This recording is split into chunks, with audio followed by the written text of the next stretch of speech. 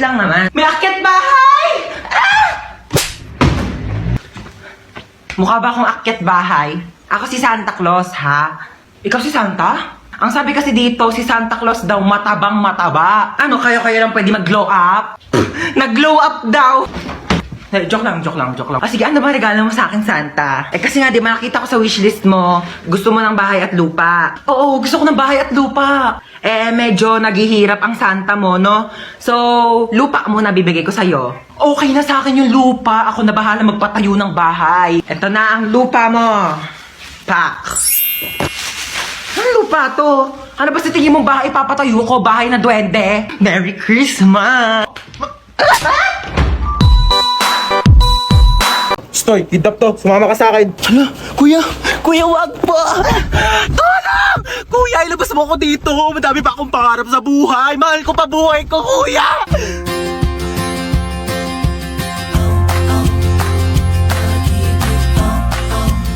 May sinasabi ka ba? Wala. Sabi ko, marami pa akong pangarap sa buhay. Isa ka na doon.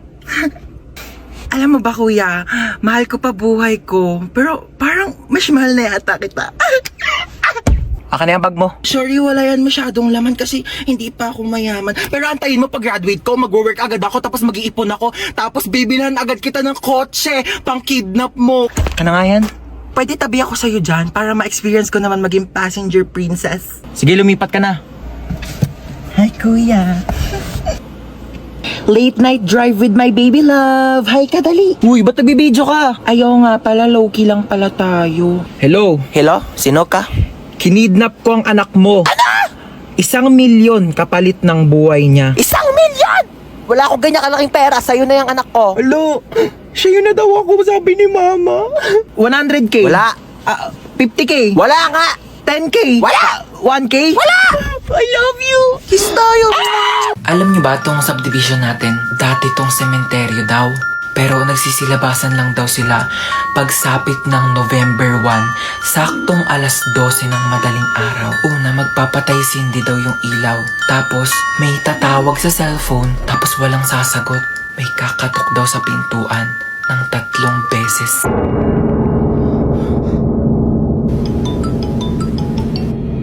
Sagutin mo. Hello? Ano sabi? Walang sumasagot.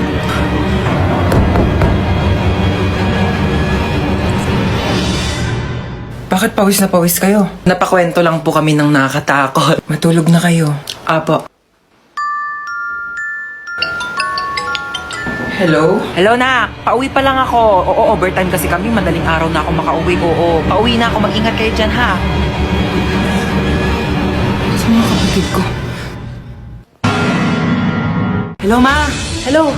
Mama, may zombie apocalypse daw. Ah, bibig sasabi mo? Totoo ba yan? May zombie dyan, mama. Nag-aabang sa pintuan. Teka lang, asan ka ba? Nandito na ako sa labas.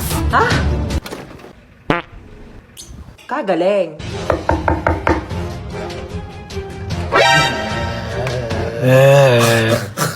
Sabi mo na kasi kung ano kailangan mo. Ay, sorry. Nagugutom kasi ako. Meron ako ditong Skyflakes. Wala na bang iba? Wala ka bang release ko dyan? Para may pasobrang isa? O bakit? Special ka ba?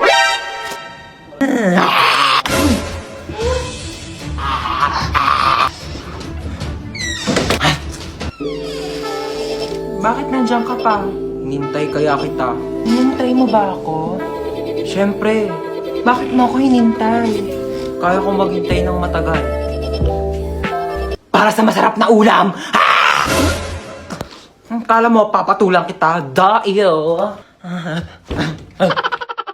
Sige, Mamshi. Onting iri na lang. Lalabas na si baby. Ayan na, Mamsh. Ayan na si baby mo. Malapit na. Ayan na. Ito na. Hawak mo yung baby mo.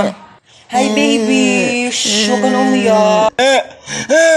Shh, huwag ka na umiyak. Ang ingay-ingay mo, ha? Ay, wow. So, ano gusto mong gawin ko? Mag-rap? Sama naman namin kami Kayo kaya maging baby. 9 months din ako nandyan sa tiyan mo, ah. Eh, di sana lumunok ka ng cellphone para nakapag-tiktok ako sa loob. Ten. Ay, ang ganda Ayan, nito, madam, bagay sa'yo Magkano yan. ganito nyo, be? Ay, 300 na lang sa'yo, Naku, madam. ang mahal naman. Mura na yan, madam. 50. Bibili ako dalawa. Ay, Oo. naku, madam, lugi Ay, ako. ma, nakakahiya ka naman. Laki mo naman tumawad. Dito na ako bibili. Dalawa bibiling ko. O basta bigay mo sa akin to ng 50. Madam, di kaya. Aba, ang mahal na prinsesa. Naka-aircon pa. Ay, isara natin ang pinto. Baka lumabas yung aircon, di ba? Napakalamig naman po ng kwarto ninyo. May pinatabi ba kayong pera sa akin? Pambayad ng kuryente? Ha? Nga, pinatay ko na yung aircon. Magmi-mini fan na lang ako. Mini fan pa. Eh kung pamaypay ang binili mo, mas makakamura ka. Tipid naman to, may. 105 pesos ko lang kaya to nabili sa Shopee Choice. Saan naman ang lakwatsa ng anak sa mayaman? Ayos na ayos, oh. Sosyalin pa yung bag niya, oh. Ano ma, di naman kami gagala. Pupunta lang kami sa school. Tsaka, etong bag ko ma, mukha lang to sosyalin. Pero sobrang mura ko lang to nabili sa Shopee Choice. Lalo na sa August 1, Choice Day. Marami ka mabibili for only 1 peso. Tapos may extra pa silang 20% off. At Choice Monthly Best Deals. Itong bag ko ma, 137 pesos lang to. Itong ponytail ko ma, 35 pesos lang, 50 pieces na. 52 pesos lang tong eyeshadow ko, oh, apakaganda. Ika muna, 29 pesos lang to sa Shopee Choice. Sinasabi ko sa'yo. Turuan kita ma, dali. Search nyo lang ang Choice Hands sa search bar, click nyo lang yung Shopee Choice banner, at ayan, napakadaming deals dyan. Diyos ko, mura lang. Bibili ako ng Tupperware. Madami. True ma, para naman di na kami napaprank dun sa mga Tupperware mong ice cream na akala namin ice cream tapos isda lang pala yung laman.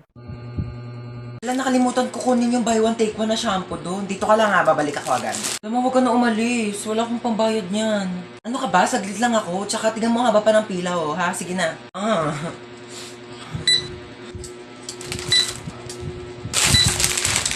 $175 ba lahat? Next! Ano?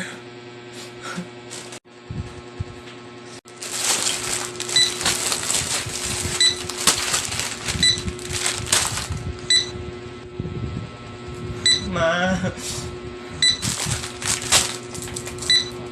Okay na lahat? Okay na po. Kumuha po kasi si mama ng shampoo. Magkano po yan lahat? 2,750 pesos and 25 cents. Po, 2,700. 2,000.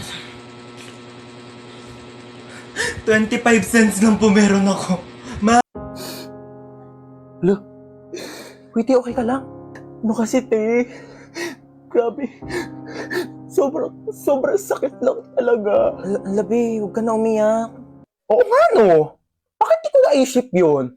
Grabe, ang galing mo talaga, be ah. Paano ba ito? Hindi ko alam sasabihin. Kung pangit man ang araw mo ngayon, huwag ka mag-alala. Mas pangit si Princess. Tayo, nakita mo na ba yung my day niya? Di pa, ano ba meron? Hala, si bakla, oh, in-game na naman sa ganda-gandahan. Ano yan? Huwag mong takpan. Natatakpan ng kamay mo. Di ko makita yung sagot. Please. Ano yan, B? Ayusin mo naman kasi sulat mo. Ang pangit. Di ko maintindihan ka mo. Ayusin mo. Tama ba yan? Mamaya mali ang sagot mo. Babagsak tayo dito. Sayang ang tuition fee ko. Ano? Parang nga. Pera muna saglit. Ma'am, ayaw magpakopya. Ay, shit. Yes, hello? Hello, good afternoon. Ito po ba si Ma'am Lucy? Yes, this is Lucy. Namasigip ang post wait. Paano mo pala nalaman yung number ko? Bale, binigay po ng anak ninyo itong contact number para matawagan. Wait. Hold on. First of all, single ako. Second of all, wala akong anak. Sigurado po ba kayong hindi nyo anak si Princess? Yes! Oo, anak ko pala yan. Yes. Nakipagsabunutan po ang anak ninyo. Kailangan nyo pong pumunta ngayon sa school. Yes po, Mr. Principal. I'll be there. Sige po, ma'am. Okay. Hello po, Mr. Principal. Good afternoon. Good afternoon din po. Okay, so bale kayo po yung mother ni- Single, mom. Okay po. Opo. Single mother Yeah, po. Yes. So, ano po nangyari? Bale, nakipagsabunutan po yung anak ninyo sa kabilang section. Ay, talaga? Sino nanalo? Don't tell me, nagpatalo ka. Ma'am, excuse po. I mean, masama po yung ginawa niya, opo, ng anak ko po. So, bakit po ba sila nagsabunutan? Sinabihan daw pong pangit yung anak ninyo kaya pumatol. Oh, correct ba yun? Tama yung Anak ko, like, Mr. Principal, pag sinabihan ba kitang panot, di ka ba Excuse me po, magagalit Ma'am sa akin? Lucy? Di ba ako sasabunutan? Charot lang po, Mr. Principal. Joke.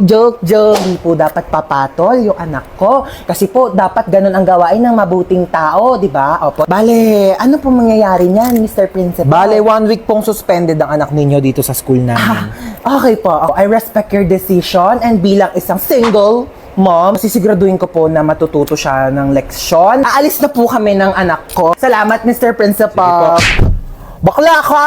Ginawa mo pa akong nanay mo. Eh, pag si mama naman pinapunta ko, magagalit sa akin yun. Sa bagay. Pero in fairness mana ka talaga sa akin. Alam mo, nung kabataan ko, may nakasar din sa akin. Pangit daw ako. Ayun, binangasan ko sa face. O, sino ngayon mas pangit sa ating dalawa? May sugat yung mukha mo. Dapat hindi tayo nagpapatalo. Matatapang tayo. Ano yan, tita? 1 week akong suspended sa school. Papagalitan ako ni mama. Don't you worry about that, darling. Let me handle it. Watch and learn. Oh, hello. Yes, hello, my sister, so beautiful.